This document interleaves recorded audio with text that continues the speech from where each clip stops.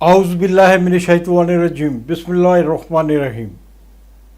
خاور نعیم Hashmi official میں اپنے ناظرین کو خوش آمدید کہتا ہوں۔ ناظرین، آپ میرے چینل کو، یوٹیوب چینل کو جس پسندیدگی سے دیکھ رہے ہیں اس کے لیے میں آپ کا شکر گزار ہوں، اور وہ دوست جنہوں نے آج پہلی بار میرا یہ پروگرام دیکھا ہے ان سے کہوں گا کہ وہ فوری طور پر اس چینل کو سبسکرائب کریں، لائک کریں اور دوستوں کی طرف فارورڈ کریں۔ آج ہم سیاسی گفتگو کریں گے، لیکن ماضی کے حوالے سے۔ آج پاکستان میں جو کچھ ہو رہا ہے، سیاست میں، حکومت میں اور اپوزیشن میں، دونوں اطراف میں جو کچھ ہو رہا ہے، اس کے بارے میں نے آپ سے گفتگو نہیں کی۔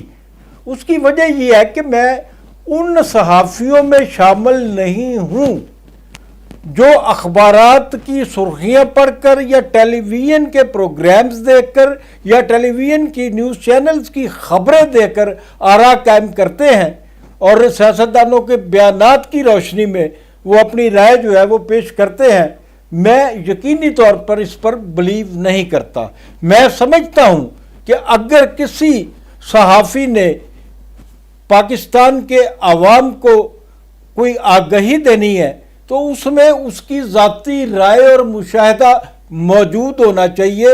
ادھر ادھر سے چیزیں اکٹھی کر کے ٹیلی ویژن پہ بیٹھ کے ڈرامہ نہیں کرنا چاہیے۔ آپ کے علم میں ہے کہ تحریک عدم اعتماد وزیر اعظم جناب عمران خان صاحب کے خلاف اپوزیشن کی یہ جو ووٹ آف نو کانفیڈنس ہے، اس پر بحث شروع ہونے والی ہے۔ حکومت کے ٹیکٹکس ہے کہ وہ اس کو جتنا ڈیلے کر سکتی ہے کرے۔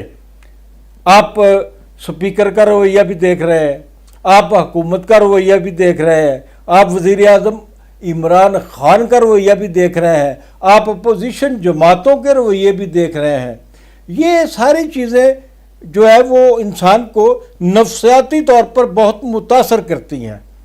میں اس موضوع پہ صرف یہ کہنا چاہوں گا، پاکستان میں جمہوریت کا سفینہ ایک بار پھر ڈوب رہا ہے۔ ناظرین، 1970 کے انتخابات میں نتائج کے مطابق شیخ مجیب الرحمان نے، عوامی لیگ کے سربراہ شیخ مجیب نے مشرقی پاکستان میں بھاری اکثریت سے ووٹ لیے تھے اور نشستیں لی تھی، اور مغربی پاکستان میں اتنی ہی طاقت کے ساتھ ذوالفقار علی بھٹو کو ووٹ ملے تھے، سیٹیں ملی تھیں۔ یہ انتخابات ایوب خان نے جب طویل حکمرانی کے بعد عنان اقتدار یحییٰ خان کے سپرد کی تو یحییٰ خان کی نگرانی میں یہ مشرقی پاکستان اور مغربی پاکستان میں عام انتخابات منعقد ہوئے۔ جنرل یحییٰ خان کے بارے میں جو کہانیاں ہیں، ان کی عیاشی کی کہانیاں، اس کی شراب نوشی کی کہانیاں، اس کے بد مست رہنے کی کہانیاں، وہ جنرل رانی ہو، جنرل رانی کی بیٹیاں ہوں، وہ نور جہان بیگم ہو، اداکارہ اور رقاصہ ترانہ ہو، جس کے بارے میں ترانہ کے بارے میں یہ کہا جاتا ہے کہ وہ پہلی بار جب یحییٰ خان کے بلوانے پہ ایوان صدر گئی تو وہ ترانہ تھی، اور جب ایوان صدر سے واپس آئی تو اسے ایوان صدر کے ملازمین نے اس طرح سیلوٹ کیا کہ وہ ترانہ سے قومی ترانہ بن چکی تھی۔ یہ تھا یحییٰ خان کا کردار جس نے پاکستان میں 1970 کے انتخابات کرائے۔ میں یہ بات واضح کرنا چاہتا ہوں کہ جنرل یحییٰ خان نے ان انتخابات میں قطعی طور پر کوئی مداخلت نہیں کی تھی۔ یہی وجہ ہے کہ شیخ مجیب مشرقی پاکستان میں اکثریت کے ساتھ گئے تھے، اور مشرقی پاکستان میں پاکستان پیپلز پارٹی کو کوئی ایک نشست بھی نہیں ملی تھی، بلکہ یہ میں کہنا چاہوں گا کہ وہاں پاکستان پیپلز پارٹی کو امیدوار بھی نہیں ملے تھے۔ اور مغربی پاکستان کا حال یہ تھا کہ پورے مغربی پاکستان میں عوامی لیگ یعنی شیخ مجیب الرحمان کی پارٹی کا صرف ایک صوبائی امیدوار تھا جس کی ضمانت ضبط ہو گئی تھی. تو یہ تو ادھر کے اور ادھر کے دونوں مشرقی اور مغربی پاکستان کے عوام نے ایک دوسرے کو رد کیا تھا. اسی زمانے میں انتخابات کے بعد جب انتقال اقتدار کا مرحلہ شروع ہوتا ہے اور پاکستان کے دو لخت ہونے کی کہانی شروع ہوتی ہے تو روزنامہ آزاد میں شہ سرخی لگی جو ذوالفقار علی بھٹو سے منسوب کی گئی، ادھر ہم ادھر تم. یعنی ذوالفقار علی بھٹو کہہ رہے ہیں مغربی پاکستان میں ہم حکومت بناتے ہیں، تم مشرقی پاکستان میں حکومت بنا لو. کیا یہ مکالمہ ذوالفقار علی بھٹو نے بولا تھا؟ ناظرین، اس شہ سرخی کے بننے کا میں عینی شاہد ہوں.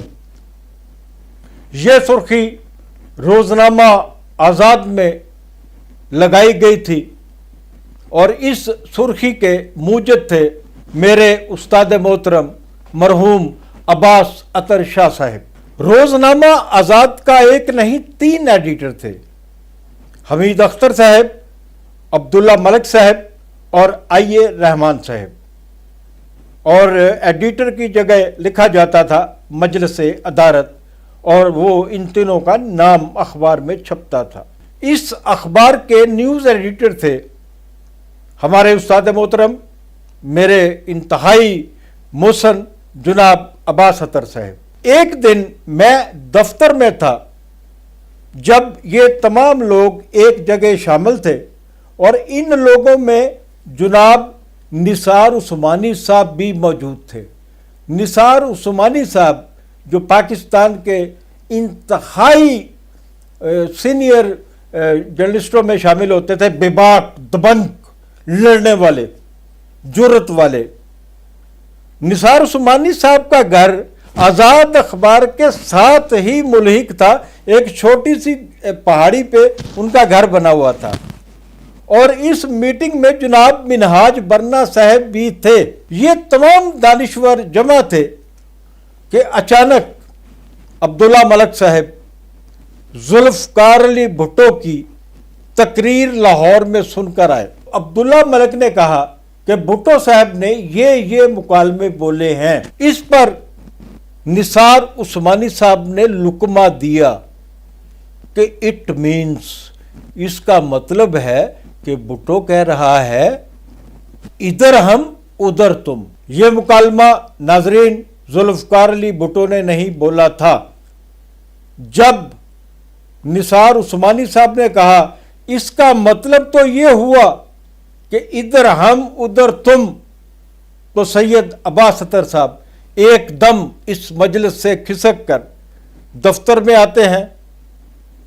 وہاں پر جو ہمارا ڈیزائنر تھے اخبار کے، ان کو وہ ہدایات دیتی ہیں. اس وقت نیوز ایڈیٹر فرنٹ پیج اور بیک پیج کی ڈیزائننگ خود آرٹ ایڈیٹر کو کر کے دیا کرتا تھا.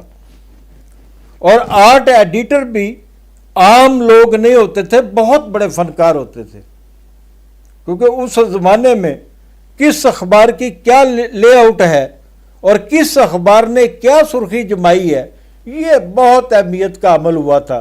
کیونکہ جب روزنامہ آزاد میں ذوالفقار علی بھٹو سے منسوب یہ سرخی لگی ادھر ہم ادھر تم، تو یہ اخبار لاکھوں کی تعداد میں چھپا تھا.